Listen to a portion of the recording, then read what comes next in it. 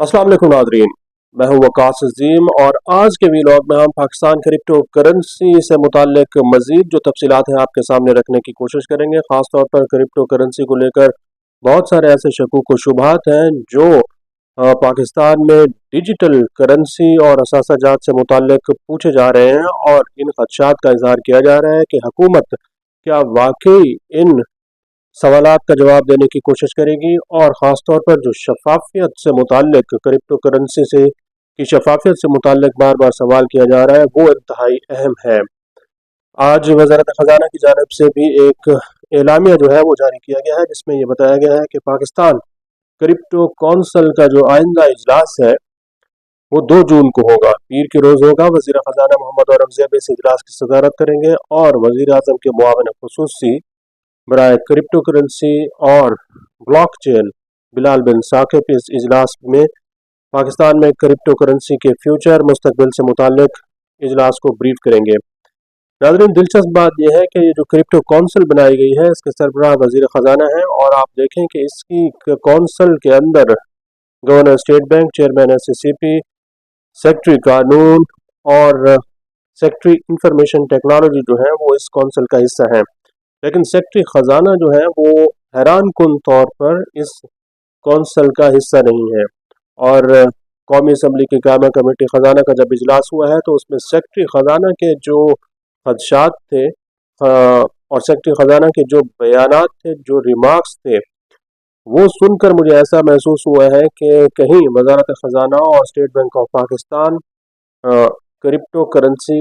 की मुखालिफ सिमत में काम कर रहे हैं और जो वज़ीर ख़जाना और बिलाल बिन साकिब हैं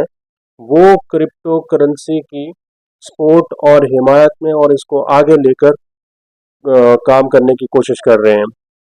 अब क्रिप्टो करेंसी का पाकिस्तान के अंदर लीगल होना, इल्लीगल होना, ये गुज़िश्ता कई सालों से इसी स्टेटस को का शिकार है क्योंकि वज़ारत ख़जाना और स्टेट बैंक ऑफ पाकिस्तान ने अभी तक पाकिस्तान में क्रिप्टो करेंसी की जो कानूनी हैसियत है उसको तस्लीम नहीं किया। लेकिन दूसरी जानिब आप देखें कि जो क्रिप्टो कौंसल है वो इस वक्त बहुत बरक रफ्तारी के साथ और तेज़ी के साथ आगे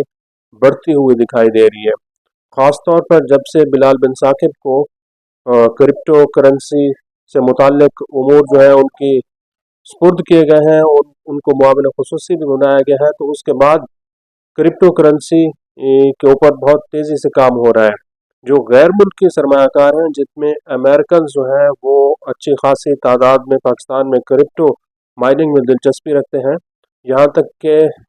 अमरीकी सदर डोनाल्ड ट्रंप के जो मुशीर हैं उन्होंने खुद पाकिस्तान का दौरा किया और अमरीकी सदर डोनाल्ड ट्रंप हर सतह पर, हर फोरम पर पाकिस्तान में क्रिप्टो करेंसी को लीगलाइज कराने और इसकी सपोर्ट से मुताल्लिक खुलकर सामने आ रहे हैं। अभी जब बिलाल बिन साकिब लास वेगास में मौजूद थे तो वहाँ पर भी उन्होंने जब तकरीर की तो उन्होंने अमरीकी सदर डोनाल्ड ट्रंप का शुक्रिया अदा किया कि वो पाकिस्तान के नौजवानों को ऐसे मौके फराहम कर रहे हैं जिसमें वो क्रिप्टो करेंसी के अंदर अपनी सरमायाकारी कर सकते हैं और यहाँ से एक अच्छा खासा आमदनी का जरिया बना सकते हैं। तो नाज़रीन, जैसा कि आप जानते हैं कि पाकिस्तान में क्रिप्टो करेंसी जो है इस वक्त उसकी ट्रेडिंग भी हो रही है, उसकी होल्डिंग भी हो रही है, उसी के ज़रिए गाड़ियां भी जापान से मंगवाई जा रही हैं और जब अरकान पार्लियामेंट जो है इस सिलसिले में सवालात कर रहे हैं वो सवालात इंतहाई अहम हैं। मसलन मिर्ज़ा इख्तियार बेग जिनका पाकिस्तान पीपल्स पार्टी से ताल्लुक़ है वो ये पूछ रहे हैं कि जब हुकूमत ने 2000 मेगावाट बिजली क्रिप्टो माइनिंग के लिए मुख्तस कर दी है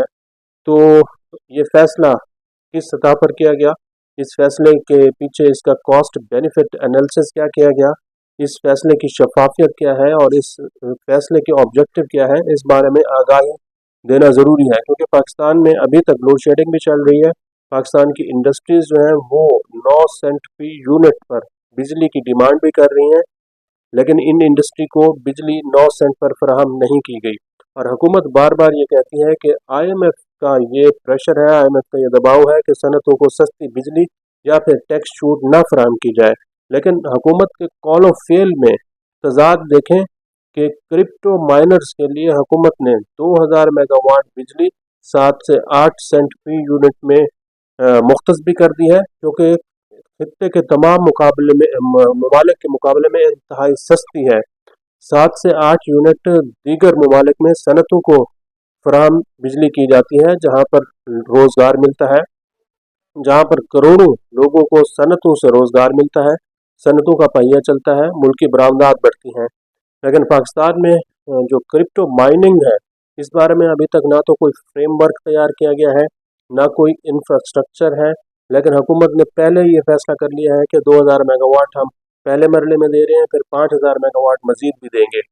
और इस सिलसिले में जो क्रिप्टो माइनिंग के लिए इंफ्रास्ट्रक्चर लगाया जा रहा है, उसके लिए टैक्स छूट और मराहत भी दी जा रही हैं। अब सवाल ये बनता है कि जब IMF ये कहता है कि किसी शोबे को, किसी सेक्टर को टैक्स छूट नहीं मिलनी चाहिए, तो फिर क्रिप्टो माइनर्स के लिए, उनके इंफ्रास्ट्रक्चर के लिए custom duties, additional custom duties और टैक्स जो है वो क्यों छोड़े जा रहे हैं? क्या IMF इस बारे में सवाल नहीं करेगा?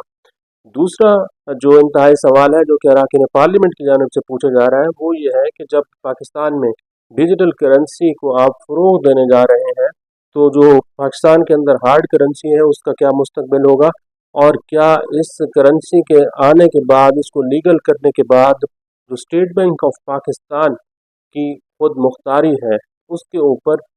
कितने शकूक व शुबहात और वो खुद मुख्तारी जो है वो किस तरह कंप्रोमाइज़ हो सकती है या फिर नहीं हो सकती? बिजली से मुतालिक बहुत ज़्यादा सवालात किए जा रहे हैं, और सवाल ये भी पूछा जा रहा है कि हुकूमत ने